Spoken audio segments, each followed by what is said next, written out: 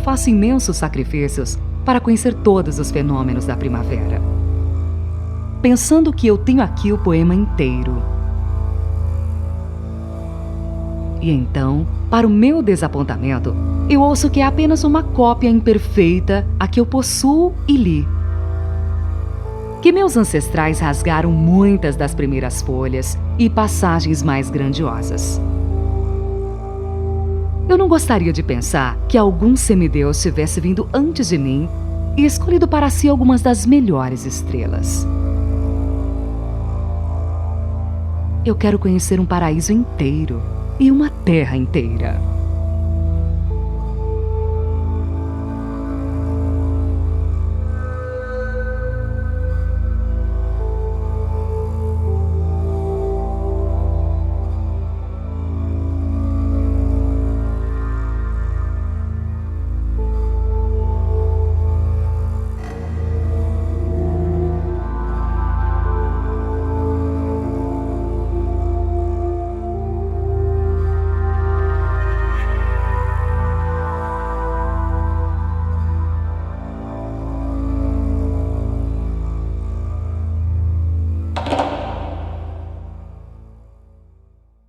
Acho que existe uma percepção geral, na maioria das pessoas, de que os estragos que a gente causa à natureza são muito recentes na história.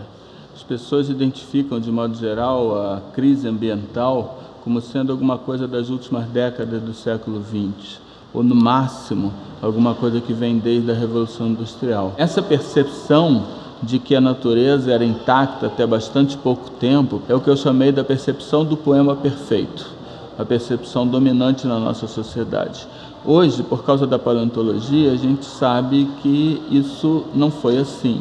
Então, se você hoje vê a biodiversidade do planeta e acha que a biodiversidade do planeta é rica, é maravilhosa, você precisava ter visto isso aqui há 50 mil anos atrás.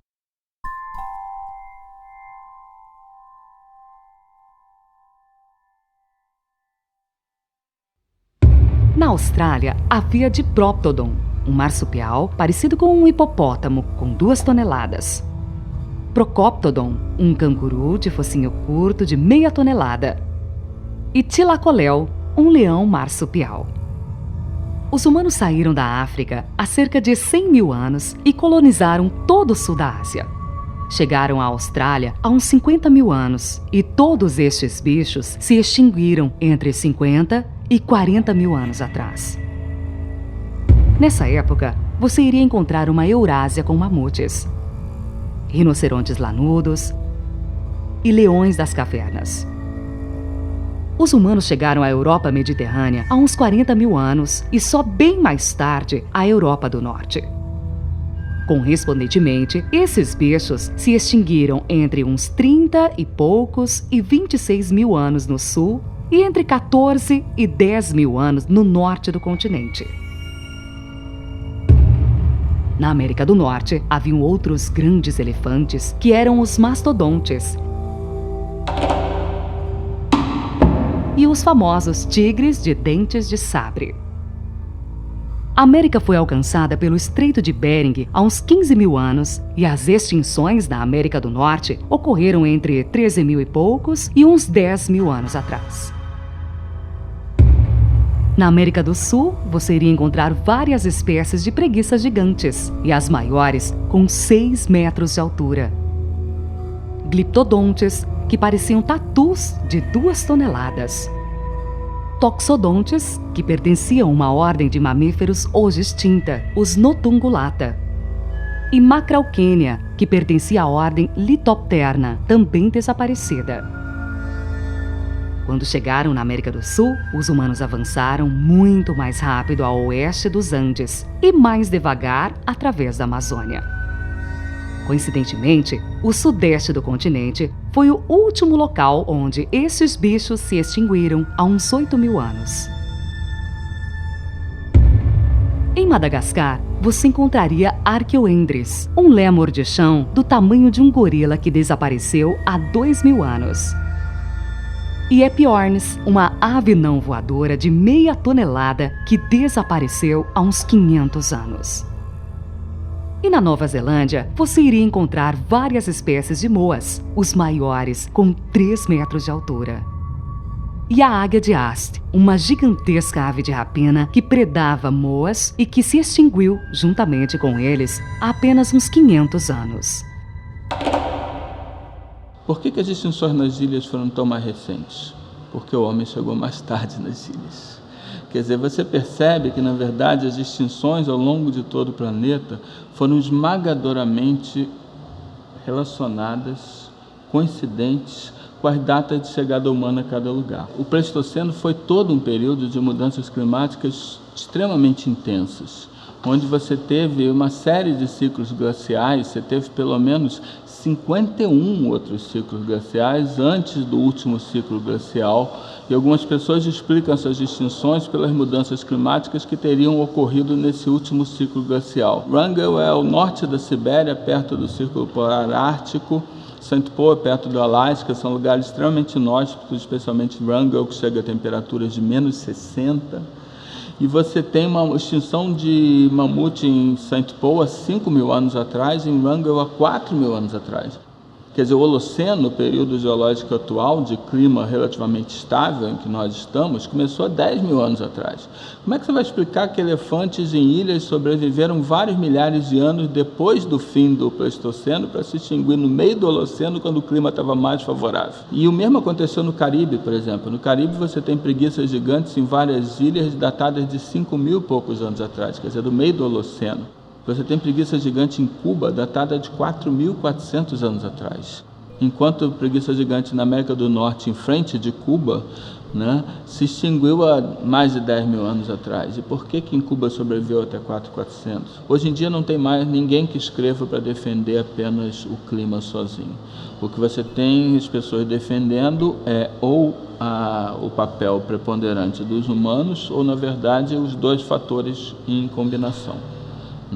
E quando você analisa a importância dos dois fatores, normalmente o fator humano é muito mais forte. É bem conhecido em biologia que existe uma correlação muito sólida, inversa, entre o tamanho corporal e o potencial reprodutivo.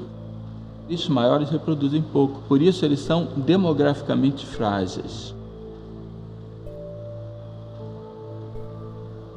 Os bichos que se foram, os bichos grandes, foram os bichos que não podiam aguentar uma caça forte por causa do seu baixo potencial reprodutivo. E se hoje esses bichos só existem na África, a explicação correta não é porque a África é o único continente que tem esses bichos. A explicação correta é, eles só sobraram na África. Porque a África é o berço de origem da nossa própria espécie e de todos os hominídeos, quer dizer, nossos antepassados mais distantes, como Australopithecus, Homo erectus, etc.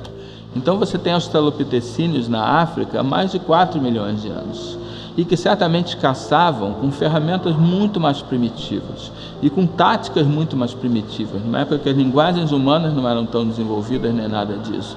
Então, naturalmente, você teve na África um grande processo de coevolução, um longo processo de coevolução entre os hominídeos e esses grandes animais. E esses grandes animais tiveram farto tempo para desenvolver instintos, para perceber que aquele ser bípede não tão grande assim era perigoso.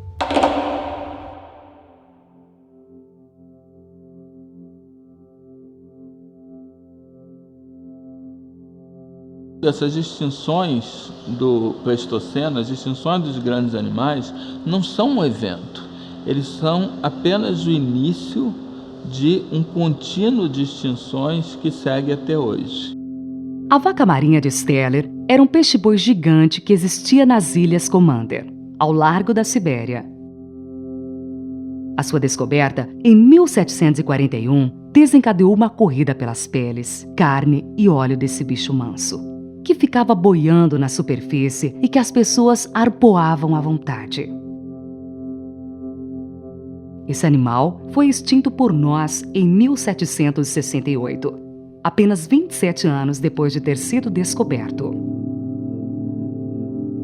Qual é o status de conservação hoje da espécie de ave mais abundante do planeta Terra no século XIX? E pode ser surpreendente para muita gente que a resposta a essa pergunta é extinta. A espécie de ave mais abundante do planeta Terra no século XIX era a pomba migratória. Colônias de nidificação com centenas ou milhares de pombas em cada árvore e colônias de nidificação com uma única colônia com 180 quilômetros de comprimento. Havia torneios de tiro nos Estados Unidos no século XIX em que o prêmio seria dado ao primeiro cara que trouxesse 30 mil corpos de pombas migratórias. E quando chegou perto do final do século XIX, começaram a haver alertas. Gente, a gente precisa moderar o uso da pomba migratória, essa exploração, porque desse jeito um dia isso vai acabar. A reação a esse tipo de comentário na época foi que as pessoas riram desse comentário. Da mesma forma que a gente faz hoje em dia com a Amazônia. A Amazônia é grande demais, nunca vai acabar, nunca vão destruir aquilo. Acabar a pomba migratória, quanta outra. Mas o inacreditável aconteceu. 1º de setembro de 1914, Marta, a última pomba migratória, morreu no zoológico de Cincinnati. Se extinguia a espécie de ave mais abundante da Terra no século XIX. Outro caso muito impressionante é o do tilacino, o lobo da Tasmânia. Um marsupial que tinha uma similaridade impressionante com os cachorros e que foi extinto por política pública. Como o bicho caçava ovelhas, o governo da Tasmânia implementou um sistema de recompensas para quem trouxesse tilacínios mortos.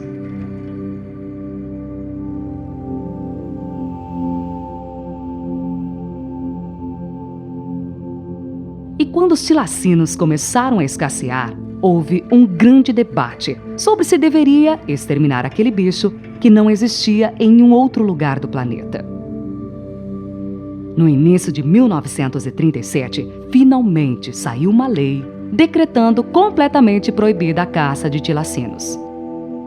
5 meses antes, em 7 de setembro de 1936, Benjamin, o último tilacino conhecido, tinha morrido no zoológico de Hobart, na Tasmânia. Quando saiu a lei de proteção ao tilacino, o tilacino já estava extinto. As coisas continuam acontecendo, nós não damos tanta atenção a isso, mas as extinções continuam acontecendo à volta de nós. Em 2006 foi a vez do baiji.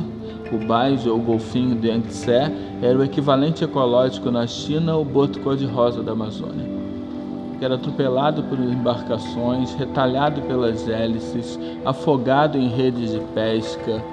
Um pouco mais de 10 anos atrás, o baiji foi então declarado extinto,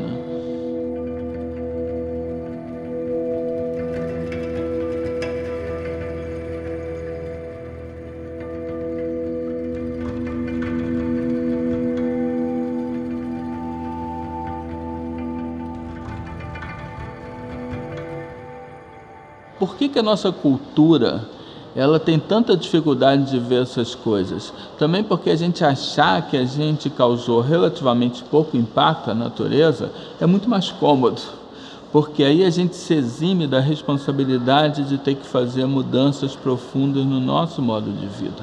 Então é tão mais cômodo achar que a gente só extinguiu meia dúzia de espécies, mas na verdade nós já extinguimos muito, muito mais do que isso.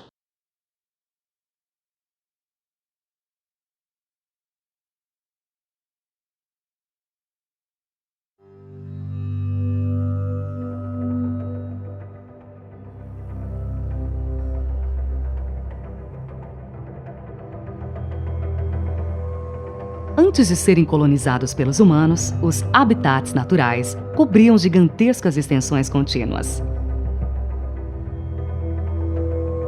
Mas hoje em dia, muitos dos habitats naturais estão extremamente fragmentados, como se fossem ilhas cercadas por um mar de áreas degradadas por ações humanas.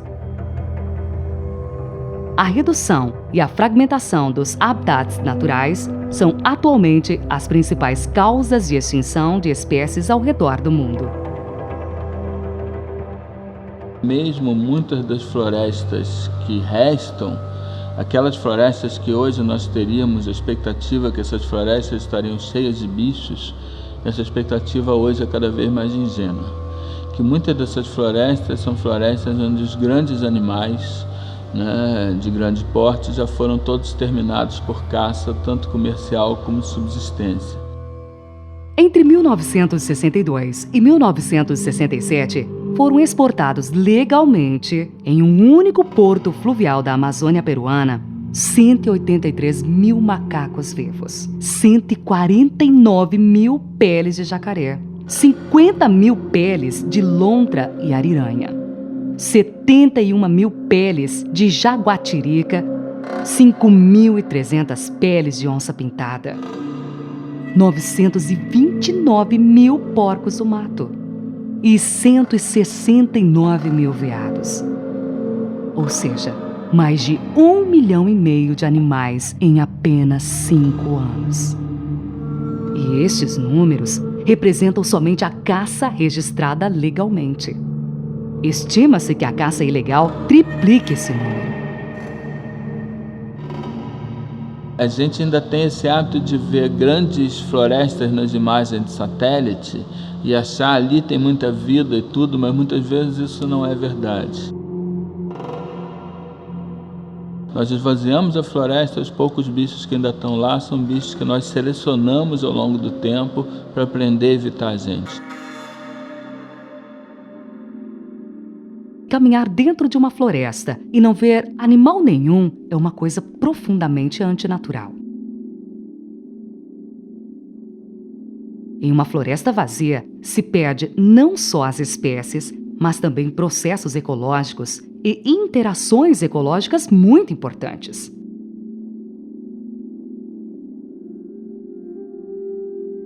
As árvores de florestas maduras que tanto admiramos, quase todas elas têm as suas sementes dispersadas por animais. Animais frugívoros, que consomem seus frutos e que dispersam as suas sementes. Alguns deles, como as cutias, até enterram as sementes em condições favoráveis para germinar. Esses animais são necessários para manter a reprodução dessas árvores. Então, uma floresta sem animais dentro, uma floresta vazia, é uma floresta sem futuro. Um dos grandes objetivos atuais da biologia da conservação é, dentro do possível, reverter a floresta vazia através da reintrodução de espécies, da refaunação, que é a reconstrução de faunas. São atividades que não são fáceis, não é fácil restabelecer uma população, mas pelo menos é alguma coisa, uma agenda positiva que a gente pode tentar. Preencher com vida a floresta vazia, reconstruir muitas das coisas que a gente já perdeu.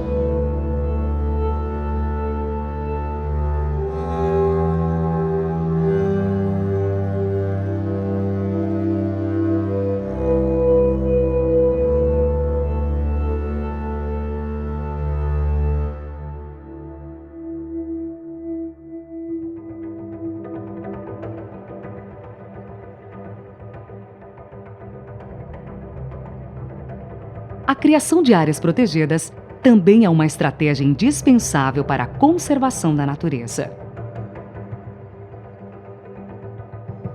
Ela impede que as atividades humanas destrutivas se alastrem para os habitats naturais que ainda restam.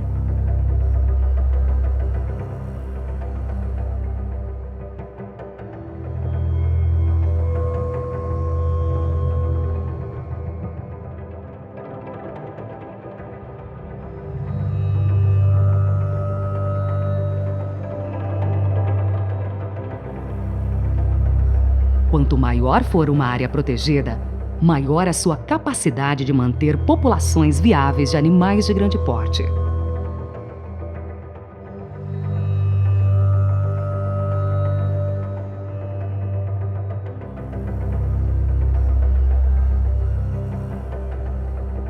Sem um sistema global de grandes áreas protegidas, a onda de extinção que começou quando os humanos saíram da África continuará para as espécies que resistiram até hoje.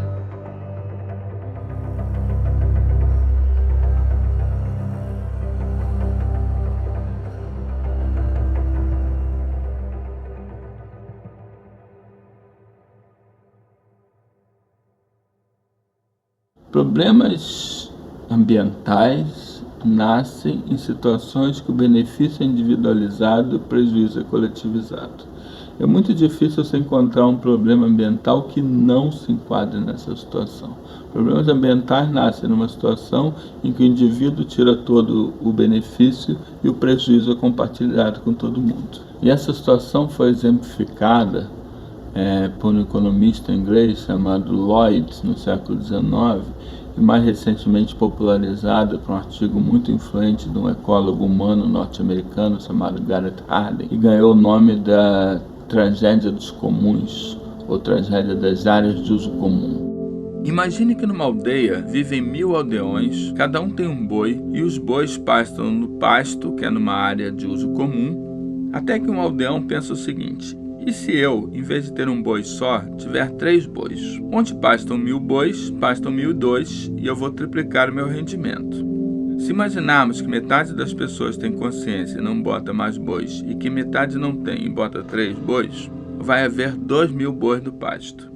Vai haver sobrepastoreio, degradação do pasto, erosão levando tudo, a ruína ambiental e econômica de todo mundo, porque cada um procurava o melhor para si mesmo. Nos últimos anos, tem se intensificado muito uma revolução na nossa maneira de perceber a história, porque tem se percebido muito mais que as questões ambientais podem ter sido um ator muito importante da história, um fator muito importante determinante dos rumos da história, e que isso tinha sido subestimado até então. Um marco bastante importante, por exemplo, foi a publicação do livro Colapso, por Jared Diamond, que foi publicado em 2005. E o Colapso, ele foi bastante revolucionário ao propor que várias civilizações do passado tinham colapsado e desaparecido por terem sido incapazes de lidar com os problemas ambientais que tiveram.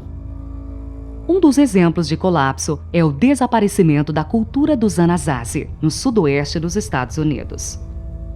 Nos pueblos construídos pelos Anasazi foram encontrados os maiores edifícios das Américas antes dos arranha-céus do final do século XIX. O maior deles tinha 200 metros de comprimento, 95 metros de largura e 5 andares. A estrutura interna e os próprios tetos dessas gigantescas construções de pedra, no meio do deserto, eram feitas com centenas de milhares de troncos de uma conífera chamada Pinus ponderosa. Mas de onde tinha vindo toda essa madeira? Foi um dos grandes enigmas da arqueologia, até que a resposta veio do mais inesperado dos caminhos: a paleopalinologia, o estudo do pólen fóssil. E o estudo do pólen fóssil deu a mais desconcertante das respostas: a madeira tinha vindo dali mesmo. Quando foram construídos, os pueblos eram cercados por uma luxuriante floresta temperada úmida de Pinus ponderosa. Essa floresta foi destruída para livrar o solo para a agricultura e para a construção dos próprios pueblos. Os Anasazi foram derrotados por um deserto que eles mesmos criaram. No passado, o que nós tínhamos? Nós tínhamos civilizações que ocorriam em lugares particulares. Os destinos de cada uma dessas coisas eram grande parte isolados uns dos outros. Isso tudo dependeu de como cada uma soube lidar com seus problemas ambientais. Agora, hoje em dia, nós somos uma civilização única. Nós estamos num planeta completamente interligado e as consequências do que nós fazemos alcançam uma escala planetária. A poluição não tem fronteiras, está aí para todos nós. A mudança climática afeta o planeta inteiro. A biodiversidade resta em poucos lugares. Hoje em dia, se a gente não souber cuidar bem do ambiente, nosso colapso vai ser único. Vai ser para todos nós, né? Então...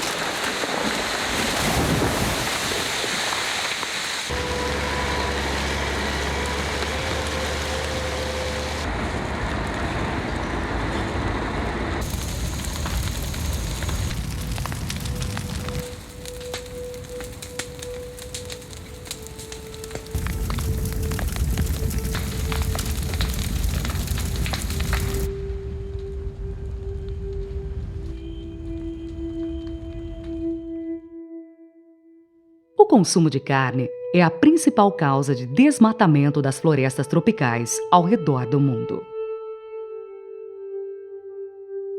Para além da floresta ser transformada em pasto de gado livre, também é transformada em cultura extensiva de soja e milho, destinados à alimentação de todos os animais confinados para o consumo humano.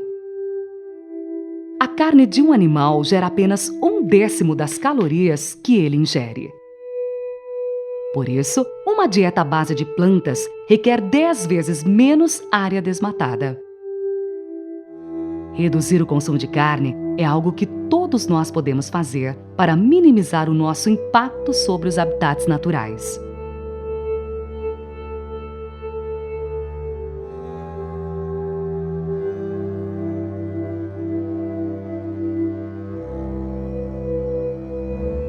Nós gastamos uma imensa quantidade de matéria-prima e de energia para produzir uma imensa quantidade de objetos, que mais cedo ou mais tarde se transformam numa imensa quantidade de lixo.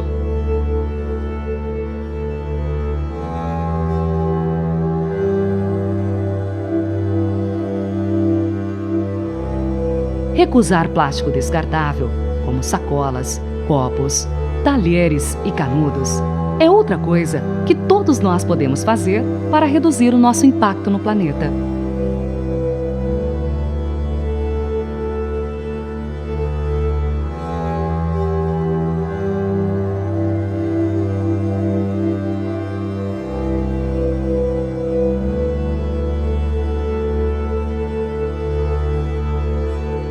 Temos diante de nós escolhas muito difíceis, mas o preço por não as fazermos é ainda maior.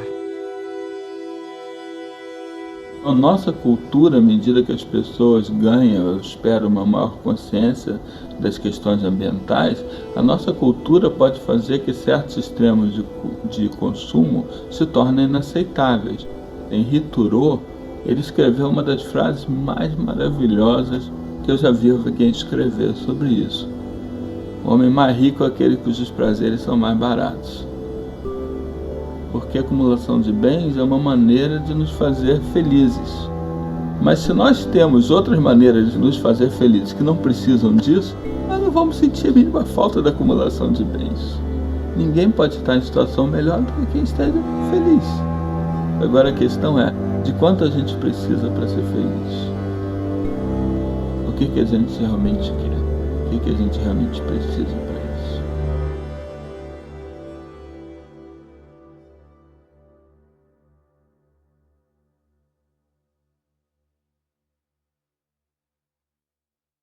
Eu acho que uma das coisas mais importantes para que nós melhoremos nossa maneira de lidar com a natureza é nós entendermos quem nós somos. Acho que é muito fácil as pessoas perderem isso de vista, né? Nós somos animais. A evolução biológica é um processo que está atuando neste planeta há 3 bilhões e 500 milhões de anos. Ele nos mostra que todas as espécies compartilham um ancestral comum, uma espécie que deu origem a todos nós. Portanto, a nossa relação com as outras espécies é uma relação de parentesco, não é de propriedade. As linhas das mãos de um chimpanzé ou de um orangotango são idênticas às nossas. Eles têm comportamentos e emoções como os nossos. Mas nós estabelecemos uma barreira, dizendo que nós somos gente e eles são bichos. Nós normalmente fazemos a fronteira do direito terminar na nossa própria espécie, enquanto se você percebe a ideia da continuidade evolutiva, do parentesco evolutivo, não há razão para que você não possa estender o alargamento do círculo de direitos, que é uma admirável característica da história humana nos últimos séculos, de cada vez mais incluir outros grupos da humanidade dentro do círculo de direitos, mas não há nenhuma razão objetiva pela qual o círculo de direitos tenha que parar de se estender na nossa espécie. Ele pode e deve se estender incluindo outras espécies, ou seja, outras espécies também têm direito à vida, independente de utilidade a gente. para nós. Têm direito à vida como nós, por si mesmos, como qualquer ser vivo tem direito à vida também.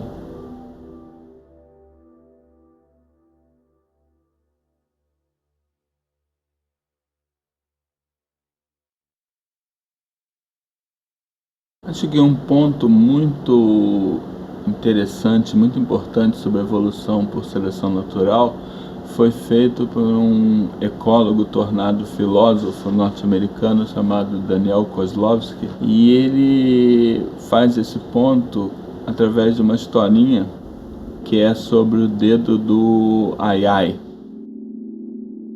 O Ai-Ai é um primata de Madagascar que tem o dedo médio das patas dianteiras muito alongado em relação aos outros. Esse dedo é usado na estação seca para extrair larvas de insetos debaixo da casca das árvores. E nessa época, esse recurso é muito importante para os Ai-Ais. Você poderia perguntar a um biólogo evolutivo: como evoluiu o dedo médio alongado do Ai-Ai? E ele responderia assim: havia dentro da população de Ai-Ais variação no tamanho dos dedos médios. Aqueles indivíduos que tinham um dedo médio um pouco mais alongado foram mais bem-sucedidos a extrair os invertebrados debaixo da casca das árvores, se alimentaram melhor, puderam se reproduzir melhor e passar mais genes para as gerações seguintes. E, portanto, o caráter dedo médio alongado se espalhou na população de Ai-Ais. Depois, você poderia lhe perguntar: mas por que evoluiu o dedo médio alongado do Ai-Ai? E ele lhe daria exatamente a mesma resposta.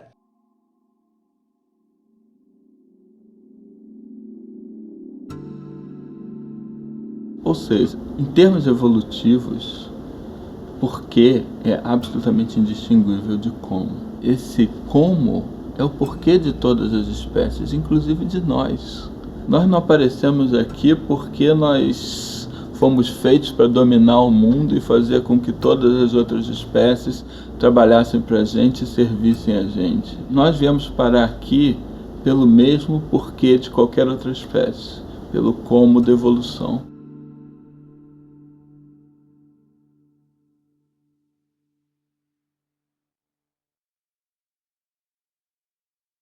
Outra coisa que tem bastante a dizer para a gente sobre as nossas origens e o que nós somos é a maior descoberta da história da paleontologia, que é o folhelho Burgess. O folhelho Burgess é um sítio fossilífero no Canadá que foi descoberto em 1908 por Charles Walcott.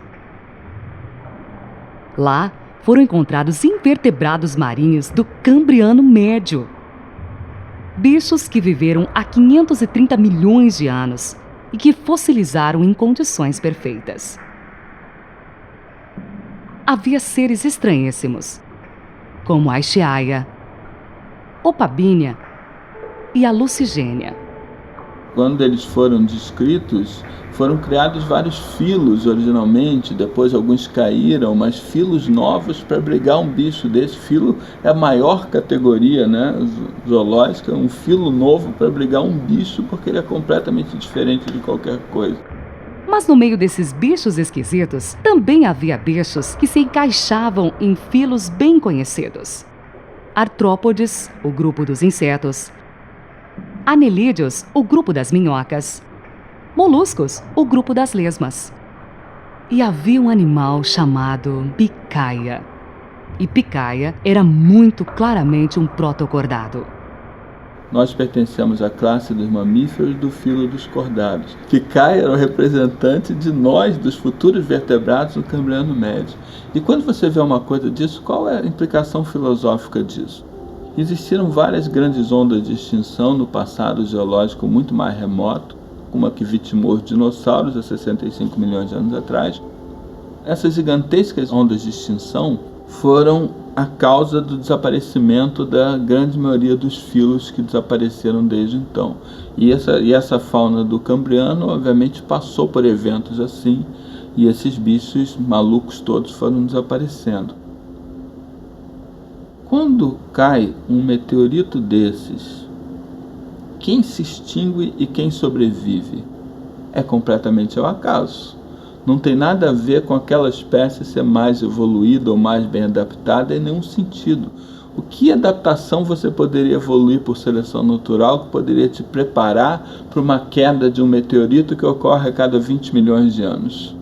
Se em vez de ter se extinguido a Lucigênia e sobrevivido o Pikaia tivesse acontecido o contrário, nós estaríamos aqui falando hoje.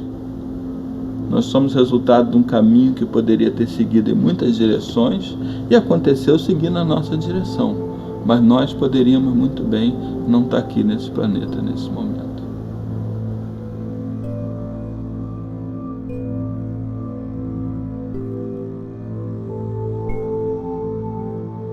O homem, por fim, sabe que ele está só na imensidão indiferente do universo, da qual ele emergiu por acaso.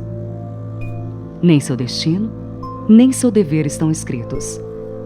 O reino acima ou a escuridão abaixo. Para ele, a escolha